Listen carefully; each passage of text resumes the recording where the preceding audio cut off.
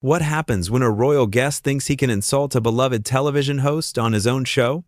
In just 33 seconds, one comment turned a simple interview into the most explosive moment in talk show history. This is the story of how Prince Harry got himself kicked off Piers Morgan's show. The studio lights were hot that afternoon. Piers Morgan sat behind his desk, smiling at the cameras as his producers counted down. 3, 2, 1. He welcomed his viewers with his usual charm and confidence. Today's guest was supposed to be a big deal. Prince Harry had agreed to come on the show to talk about his life, his choices, and his thoughts on the media.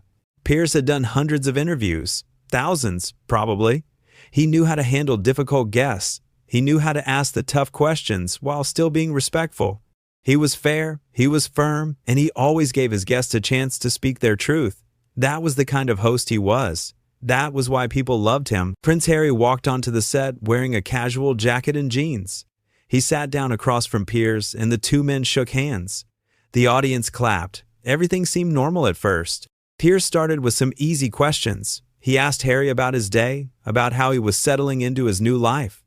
Harry answered, but there was something cold in his tone, something off. "So Harry," Piers said, leaning forward with genuine interest, "you've made a lot of changes recently.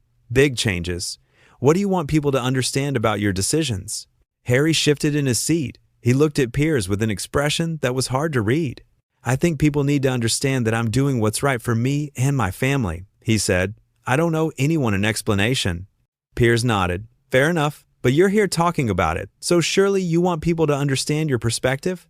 "I'm here because my team thought it would be good," Harry replied. His voice had an edge to it now. "Not because I need your approval or anyone else's." The audience went quiet. Piers smiled, trying to keep things light. "No one's asking for approval, Harry. I'm just trying to have a conversation. That's what we do on this show. We talk." Harry laughed, but it wasn't a friendly laugh. "Right, you talk. You talk a lot, actually. About me, about my wife, about my family. You seem to have a lot of opinions about my life." Piers kept his composure. He was a professional. "That's my job," he said calmly. "I'm a journalist. I comment on public figures. You're a public figure, but I'm always fair, and I'm always willing to hear your side of things. That's why you're here." "Fair?" Harry's voice got louder. "You call what you do fair? You've written columns about my wife. You've questioned her honesty. You've made her out to be some kind of villain, and you think that's fair?" The tension in the studio was thick now. Everyone could feel it. The cameras kept rolling. Piers sat up straighter. "I've expressed my opinions. Yes, that's what columnists do. But I've never attacked anyone personally. I comment on behavior, on actions, on inconsistencies. That's not unfair. That's holding people accountable." Harry shook his head. "Accountable? You don't know anything about accountability.